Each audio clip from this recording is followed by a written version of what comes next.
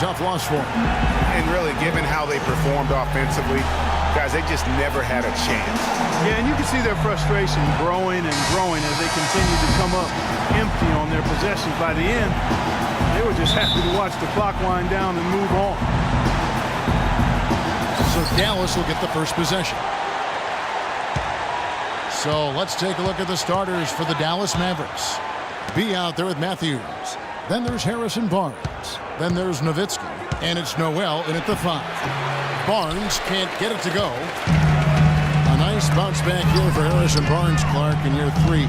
Moved into the starting lineup last year and really responded. Yeah, he did. I think he benefited from the new system. He was miscast as an isolation scorer, but when he can spot up for threes and catch the ball on the move, that's his game.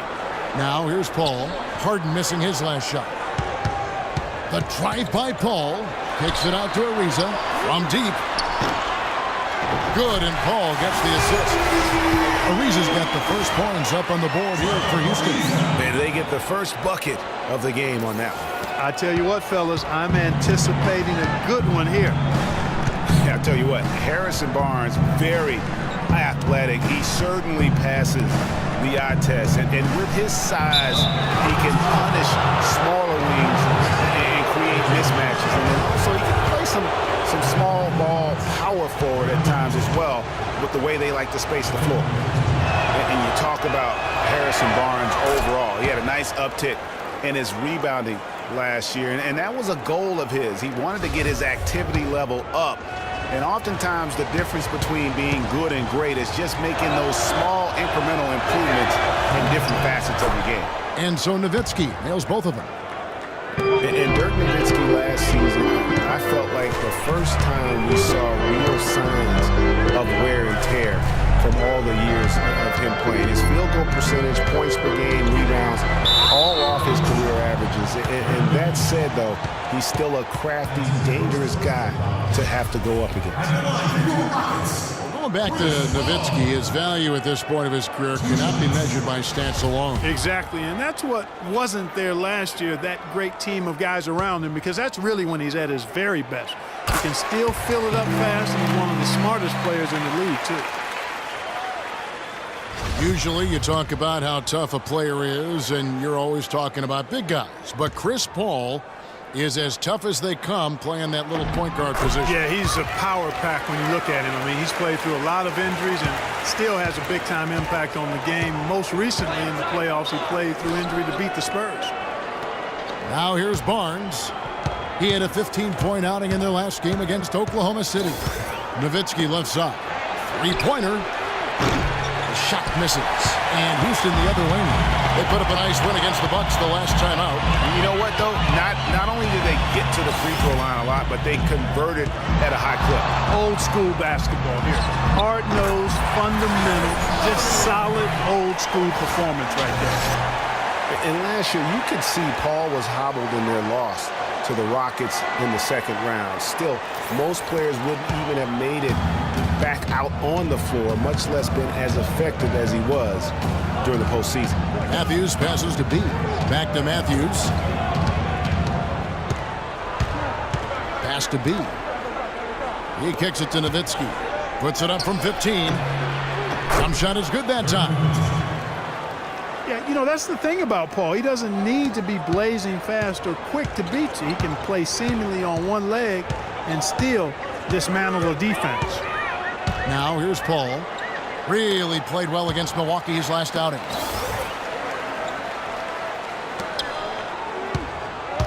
He dishes it to Anderson. 4 on the shot clock. And the rebound goes to Nowitzki. Not sure what the D was doing there. Clearly a breakdown. You can ill afford to give a guy like him that good a look.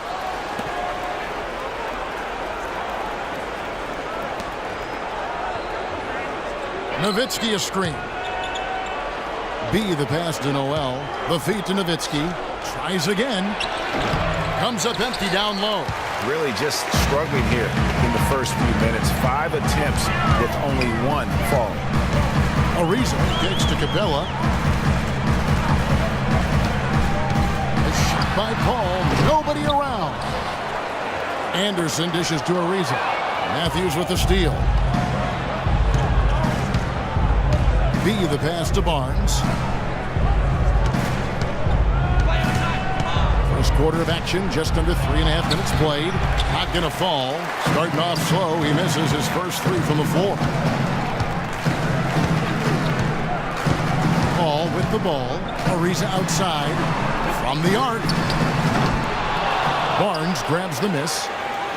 Mavericks trailed by 3.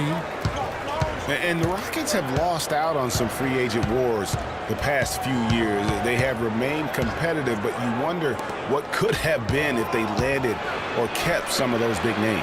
Launches a 3. That's good. Barnes has got himself on the board with 3 there. That was simply a defensive breakdown there, Kevin. He was all alone for that shot. It was a warm-up jumper. Matthews with the steal. B, defended by Paul. And Noel kicks to Matthews. Chance there to take the lead, missing. And with the Rockets, it's no secret that they take a very analytical approach to team building. Greg, you and I talked about that. Clark, you wonder if that hurts them in free agency. Well, when your front office makes no qualms about viewing players as simply just assets, it can be a hard sell to a free agent. Always seems the Mavs are able to compete for a title, Clark, but their window might be closing with some of their stars aging, namely Dirk Nowitzki. You're exactly right, Kevin, because Dirk is the centerpiece of that franchise, has been for over a decade. They made the Rondo trade last year trying for a big finals run, but eventually they'll start to have to build for the future. Nene, he's checked in for Houston. Gordon comes in for James Harden. Dallas also making some changes. Powell, he's checked in for Noel. Josh McRoberts comes in for Dirk Nowitzki. And Curry subbed in for B. Now here's Barnes. A good portion of the scoring has come from him. He averages more than 18 points a game. And when you look at the Mavs, they have always built through free agency. Still tinkered with the roster this season to get into a position to compete.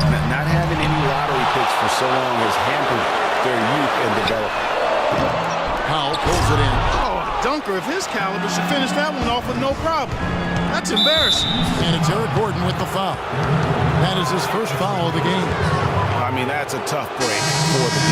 He took the hit and drew the whistle. Yeah, but he was late to get there, Greg, so the referee couldn't give him a free pass on that one.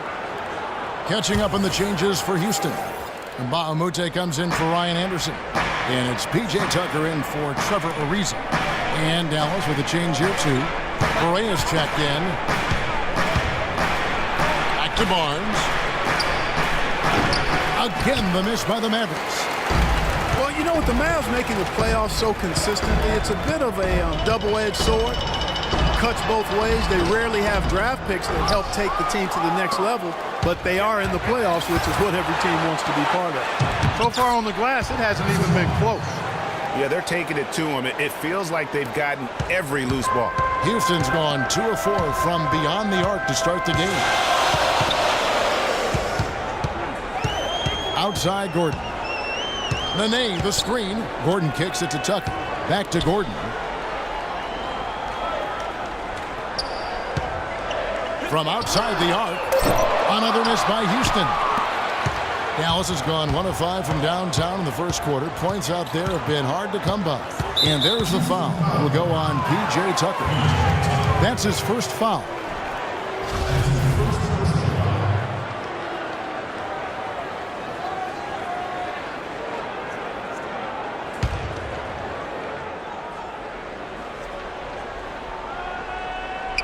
And taken away by Paul.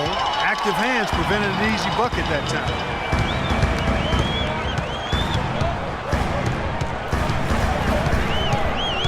Dishes it to Tucker. Gets it to go from beyond the arc. Tucker's got himself going there. His first points of the game in the deep ball. Mavericks trail by 4.